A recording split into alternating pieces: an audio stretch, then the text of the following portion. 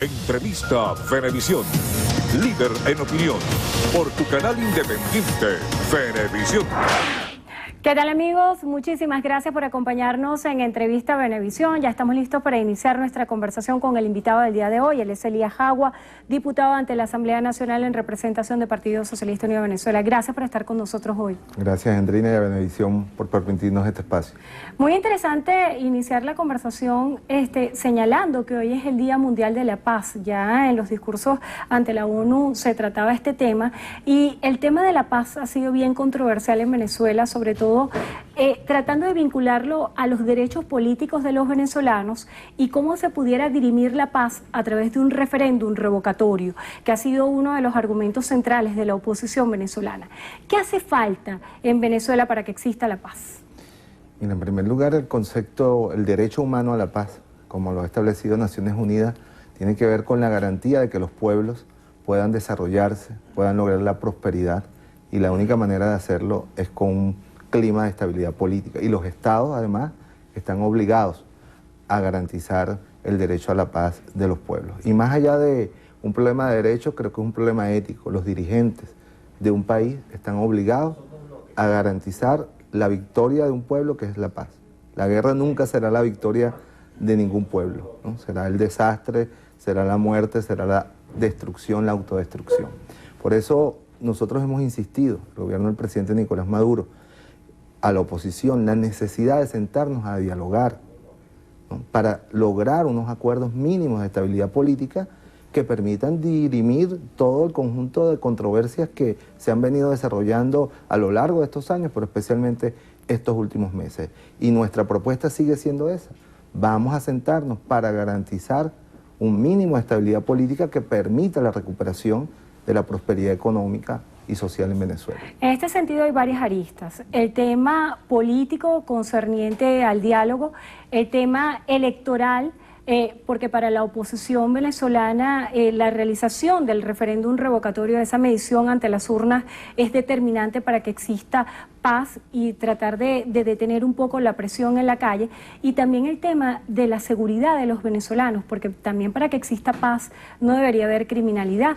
En ese sentido, el Ejecutivo Nacional, ¿qué postura tiene para hacer frente a este problema que va más allá de cualquier color político? Bueno, yo creo que el esfuerzo que está haciendo el Ejecutivo Nacional es grande, distintas políticas, una de ellas las operaciones de liberación y protección del pueblo, otra de ellas el patrullaje inteligente, otra de ellas seguir insistiendo en una cultura de la vida, de la paz, del desarrollo de políticas culturales, de políticas productivas en el seno de las zonas populares.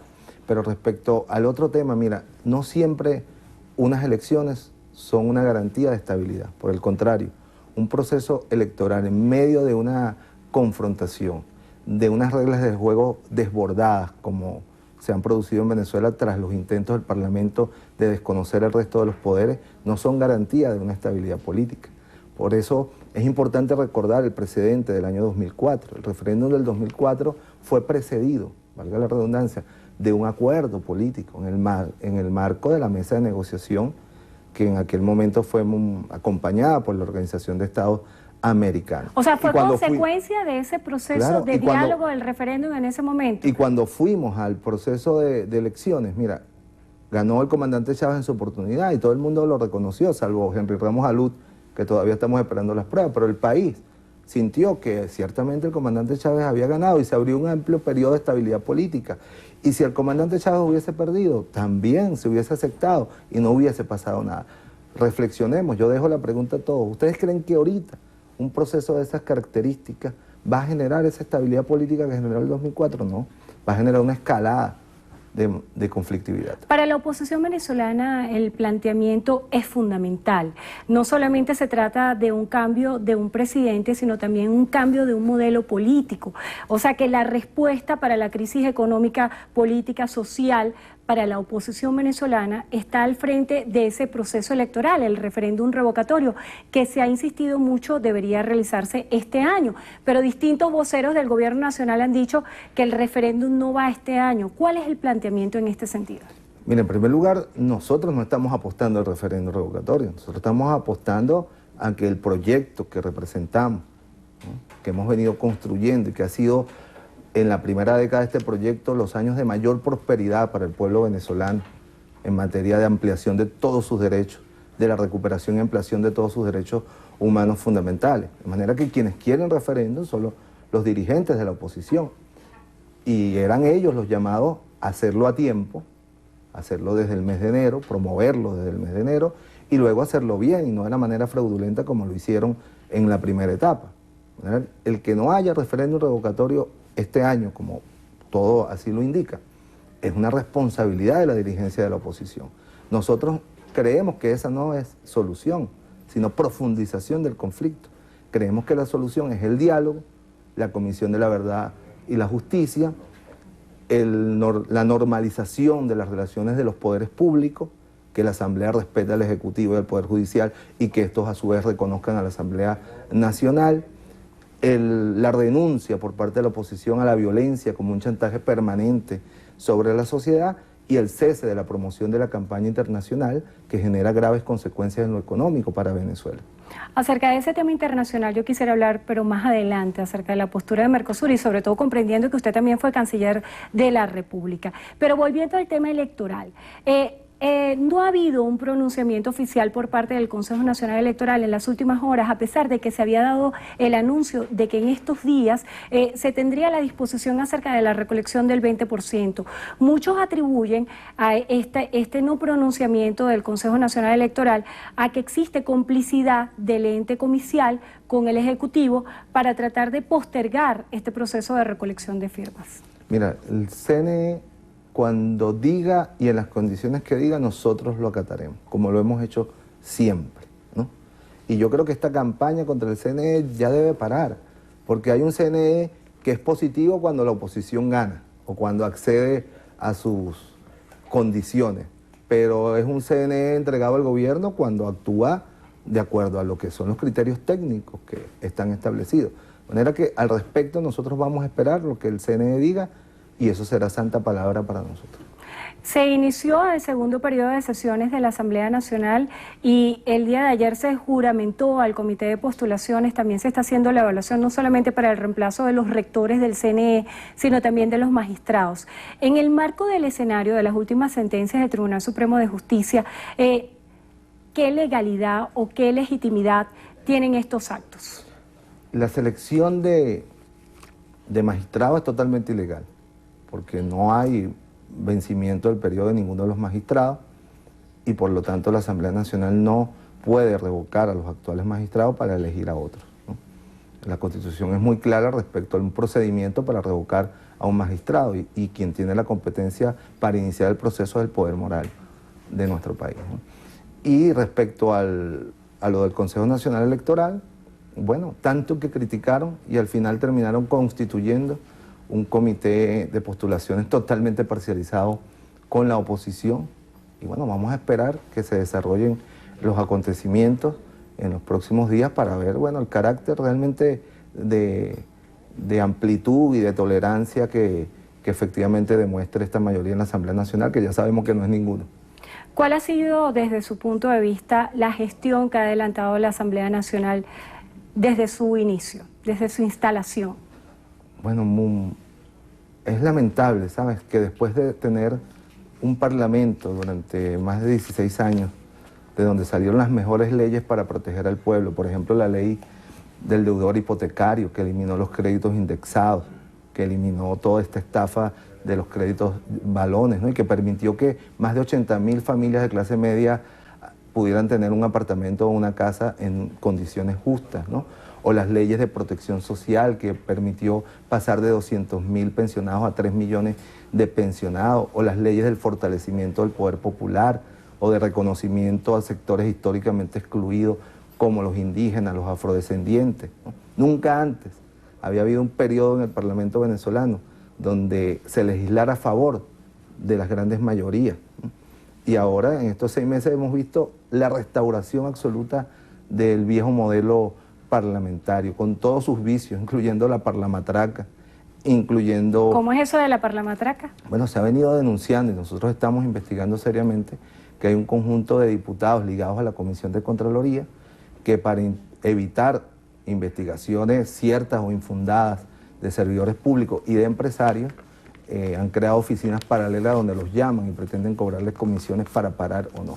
Eso está en pleno proceso de investigación por los organismos competentes, pero también la manera como se intentan llevar leyes, como fue el caso de la ley inmobiliaria, para nuevamente restituir los viejos privilegios de los monopolios inmobiliarios. Es decir, es una mayoría parlamentaria que está al servicio de una pequeña minoría de empresarios, de banqueros, de monopolios en contra de las grandes mayorías nacionales. Para aprovechar el tiempo, quiero que seamos bien concretos en las respuestas. La conexión que hay con el hambre, con el desabastecimiento, ¿hasta qué punto el Partido Socialista Unido de Venezuela está consciente de esta realidad que viven los venezolanos? Mira, el hambre fue un flagelo que fue eliminado en la primera década de la Revolución Bolivariana, ¿no?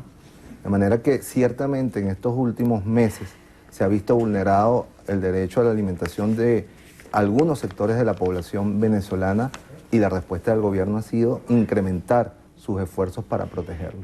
Y precisamente por eso necesitamos estabilidad política, para concentrarnos en lo más importante, que nuestro pueblo recupere su pleno derecho a todos los bienes y servicios que logró en la primera década de la Revolución Bolivariana. El día de ayer se viralizó una imagen donde niños estaban en una incubadora, en lugar de tener incubadoras como tal, tenían cajas de cartón. ¿Hasta qué punto el Ejecutivo Nacional es sensible a estos escenarios y se busca dar respuesta? Bueno, habrá que verificar esa información, yo no la he visto, pero en todo caso nosotros estamos atentos y alertas a cualquier situación que implique la vulneración de los derechos que el pueblo recuperó y logró en la Revolución Bolivariana. Diputada, en la parte anterior hablábamos acerca de un aspecto fundamental como es el diálogo. ¿Qué pasó en el proceso de diálogo que se inició en República Dominicana con la oposición venezolana y cuál fue la piedra de tranca? La desunión y la fragmentación en el seno de la mesa, de la llamada Mesa de la Unidad Democrática. Mientras en la Mesa de la Unidad Democrática no haya una posición unificada, lamentablemente el diálogo no va a poder avanzar, ¿no? Y lo digo lamentablemente porque afecta la estabilidad política y económica del país y retrasa la posibilidad de avanzar con más rapidez en la solución de los problemas actuales. ¿Qué hay de cierto que en esas reuniones lo que trataba de hacer el gobierno era tratar de postergar el referéndum revocatorio? Es que el referéndum revocatorio no es un tema de la mesa de diálogo, son temas estratégicos, la estabilidad del país, la verdad y la justicia, la reparación de las víctimas de los hechos violentos que han ocurrido promovidos por la oposición, la normalización de las relaciones entre los poderes públicos, la recuperación económica del país. Esos son los temas de la mesa, no el revocatorio. Ese es un tema que los partidos de la MUC deben abordar con el Consejo Nacional Electoral. En este sentido, ¿hay posibilidad de que se restablezca el diálogo? Nosotros estamos esperando, seguimos esperando que ellos logren unificar alguna vez una posición pensando y priorizando en el pueblo, en la tranquilidad, en la prosperidad del pueblo y no en su afán absolutamente irracional de ponerle la mano al coroto, como dicen, pues, entre ellos mismos peleándose unos contra otros. En materia internacional, ha habido varias afirmaciones contundentes en el escenario de la ONU sobre Venezuela. El presidente argentino Macri dice, Venezuela no es una democracia, es un desastre. El presidente de Perú, Pedro Pablo Kuczynski, califica la situación de Venezuela como crítica y pide presión sobre Venezuela y disposición a colaborar en el diálogo. Todo esto ocurre en el escenario de la posibilidad de la expulsión de Venezuela del Mercosur. ¿Por qué el presidente Nicolás Maduro no viajó a la ONU? Los 8 meses de Macri son un desastre, pregúntale al pueblo argentino, ¿no? 150.000 despedidos, incremento de los servicios públicos en 300 y 400%, flexibilización laboral, entrega de la soberanía nacional a los grandes fondos especulativos. De manera que no es precisamente el señor Macri que nos puede dar lecciones de democracia, ni de soberanía, ni de protección a un pueblo. No sé las razones por las cuales el presidente Nicolás Maduro no asistió a las Naciones Unidas.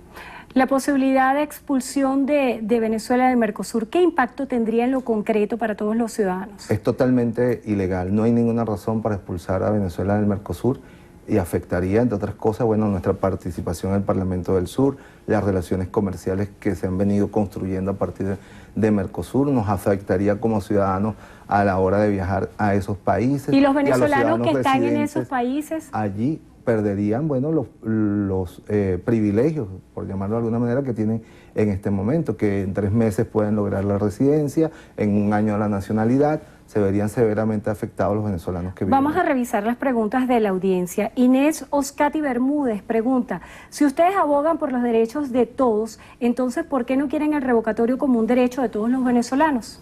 El revocatorio es un derecho que debe ejercerlo quien lo quiere hacer. Nosotros queremos recuperar la estabilidad política y económica del país. Giuliani Cedeño dice, en varios estados dicen que la bolsa de los CLAP se reparten cada 15 días, pero donde yo vivo lo hacen una vez al mes. Hay que revisar eso.